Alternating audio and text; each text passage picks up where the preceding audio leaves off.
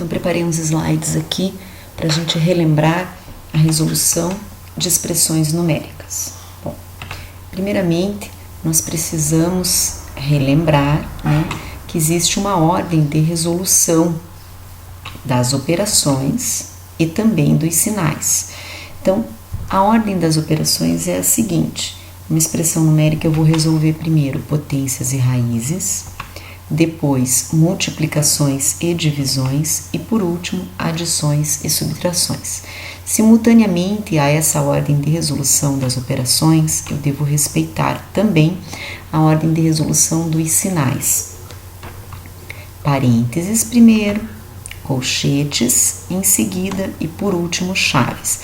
Então, essa ordem de resolução dos sinais, ela vem de dentro para fora e ocorre simultaneamente à medida que eu tenho que resolver as operações, tá?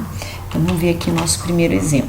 Eu tenho uma expressão numérica na qual eu vou ter as operações de multiplicação, divisão, subtração e adição. Acontece que para eu resolver, né, esta divisão, eu primeiro vou precisar saber o resultado deste parênteses e também deste parênteses. Então, nesse caso, eu vou resolver a multiplicação, que está dentro desse primeiro parênteses, e em seguida eu tenho que resolver uma subtração, porque eu também tenho que encontrar o resultado dentro de um segundo parênteses para então fazer a divisão. Então, vamos ver aqui. Dentro desse segundo parênteses, eu tenho uma fração que é possível simplificar. Então, eu posso dividir o seu numerador e o seu denominador por 2, agilizando assim os meus cálculos. É obrigatório simplificar? Não, não é obrigatório, mas reduz cálculos. Primeiro parênteses aqui eu já resolvi, fazendo o numerador pelo numerador, 1 vezes 19, 19, denominador pelo denominador, 2 vezes 7, 14. Copio divisão, abro parênteses, simplifiquei essa fração aqui dentro, dividindo por 2 o numerador e o denominador, e o restante eu mantive como estava. Bem, agora, para o próximo passo, eu sei que eu preciso resolver esse parênteses aqui, né? E para resolver esse parênteses, eu tenho uma operação lá dentro de subtração. Eu sei que para somar ou subtrair frações, elas devem ter o mesmo denominador, ou seja, devem estar divididas no mesmo número de partes. Desta forma, nós temos que tornar essas duas frações aqui em frações equivalentes com o mesmo denominador. Então, fazendo o mínimo múltiplo comum entre o 2 e o 6, eu vou encontrar o número 12. E aqui embaixo, né, repetir a primeira fração, divisão. Quando eu coloquei essa fração no meio escrita com o seu novo denominador 12, observem que o numerador também foi modificado. Por quê? Aqui no denominador eu tive que multiplicá-lo por 6 para que eu obtivesse o resultado 12. O mesmo que eu fiz no denominador, eu devo repetir no numerador para obter uma fração equivalente a esta anterior aqui, que era um meio, 6 sobre 12 avos. O que significa que se eu simplificar o 6 e o 12, dividindo ambos por 6, eu volto à fração inicial. Fração 1/6 agora. O denominador novo dela será 12. Então, esse 6 eu multipliquei por 2 para que o resultado fosse 12. O mesmo eu vou fazer com o numerador. Vou multiplicar por 2 aqui também e obtive 2. Ok. Vamos continuar, né? Vejam, mais uma observação aqui. Eu estou trabalhando com o mesmo denominador e, portanto, eu tenho agora frações equivalentes às anteriores, mas com o denominador 12. Vamos continuar. Repetir o que a gente já tinha feito, né, no anterior. E agora vamos ver. Esse parênteses aqui agora já foi resolvido, né? Tenho 6 unidades devo 2 unidades, fiquei com 4. O denominador eu só repito, porque eu já estou trabalhando com a fração no mesmo número de partes, então não preciso mais me preocupar com o denominador. Muito bem, então agora resta fazer aqui a operação de divisão, né? Mas antes da gente efetuar a divisão, observem que essa fração obtida, né, pela subtração, é uma fração que eu posso simplificar, dividindo o numerador e o denominador por 4. Não é obrigatório, mas reduz cálculos. É importante vocês trabalharem com as simplificações para irem reduzindo cálculos, né? Então, eu vou fazer o seguinte aqui. Eu vou simplificar. Repetir a primeira fração, 19/14, divididos.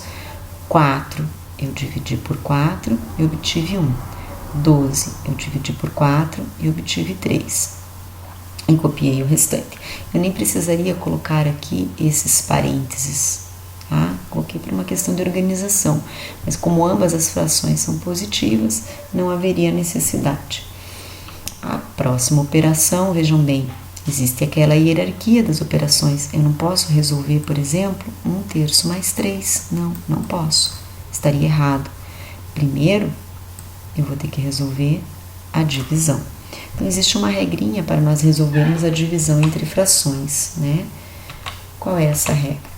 Eu repito a primeira fração, inverto essa operação de divisão para multiplicação e inverto a segunda fração.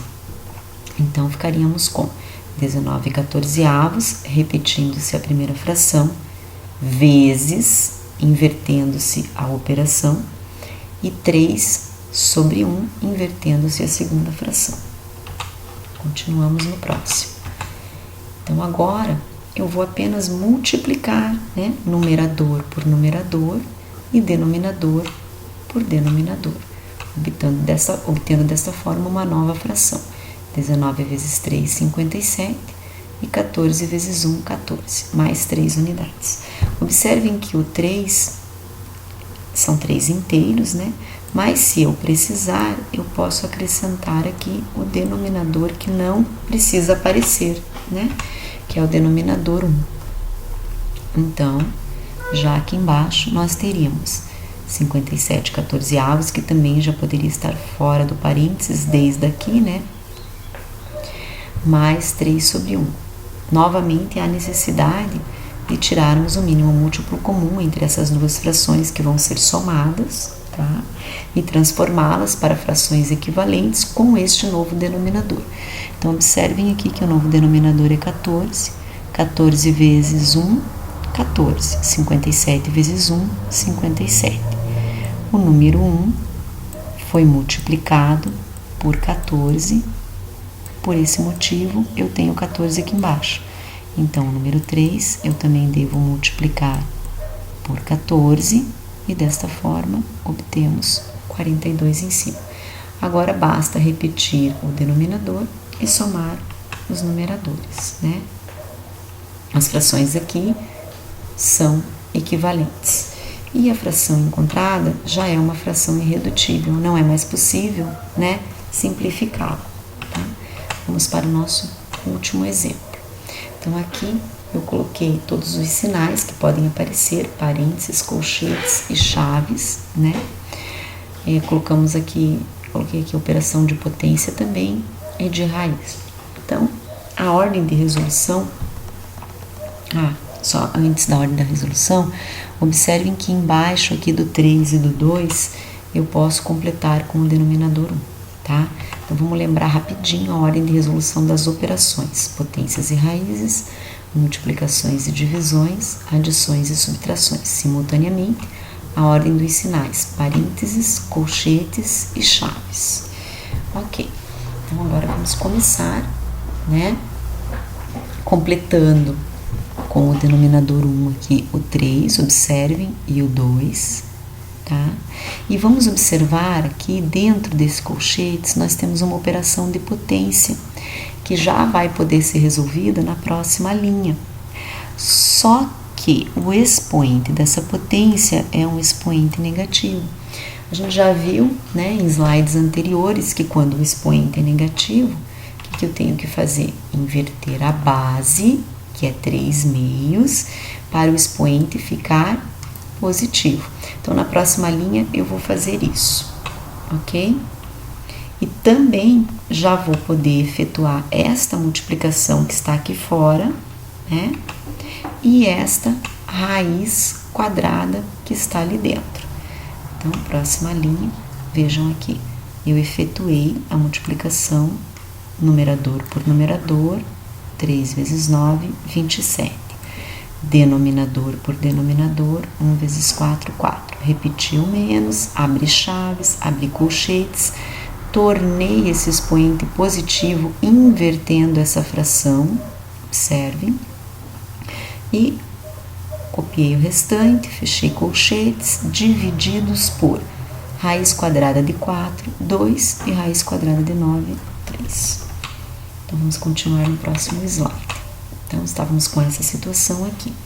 Ok, agora o que eu posso resolver aqui? Né? Eu posso resolver, vamos voltar aqui na ordem de resoluções. Eu posso resolver, ó, as potências, né?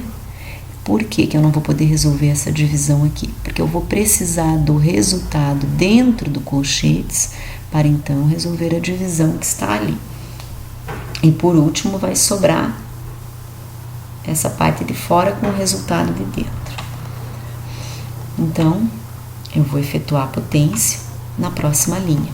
27 quartos, repito o sinal de menos, abre chaves, abre colchetes, 2 elevado ao quadrado é 4 e 3 elevado ao quadrado é 9.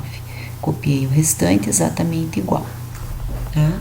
Então, agora nós vamos efetuar dentro do colchetes. E para isso, vamos lembrar que precisamos transformar essas duas frações em frações equivalentes, com o denominador 9, que é o mínimo múltiplo comum entre os denominadores que aqui estão, ó, 9 e 1. Então, fazendo isso, nós teremos, vejam bem, a primeira fração, o denominador não mudou, consequentemente, o numerador também não mudou.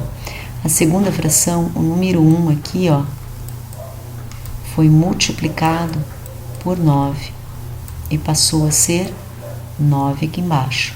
Portanto, o número 2 também será multiplicado por 9, passando a ser 18. Ok.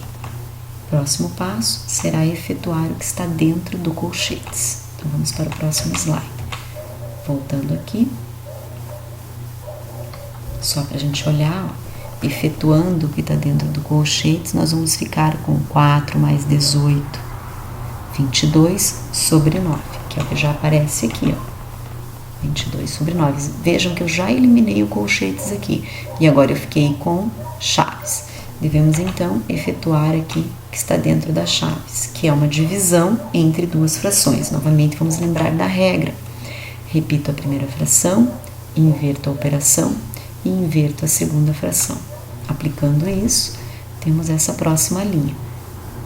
Repeti a primeira fração, 22 nonos, inverti a operação, vezes, inverti a segunda fração, 3 meios.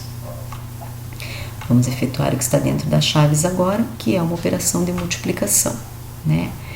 Só que antes de efetuarmos a multiplicação, observem que nós podemos simplificar o 22 e o 2, dividindo ambos por 2, né? Então, ficaria 11 e 1.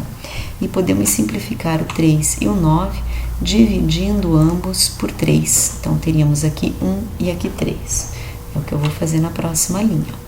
Observem dentro das chaves, 22 e 2, aqui nessa diagonal, ficou 11 e 1. E na outra diagonal, 3 divididos por 3, 1, e 9 divididos por 3, 3.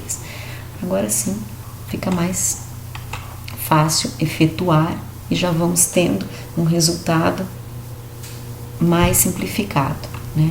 Então, multiplica-se numerador por numerador e denominador por denominador. Chegamos, então, em, já tirando as chaves, né? 11 vezes 1, 11, e 3 vezes 1, 3.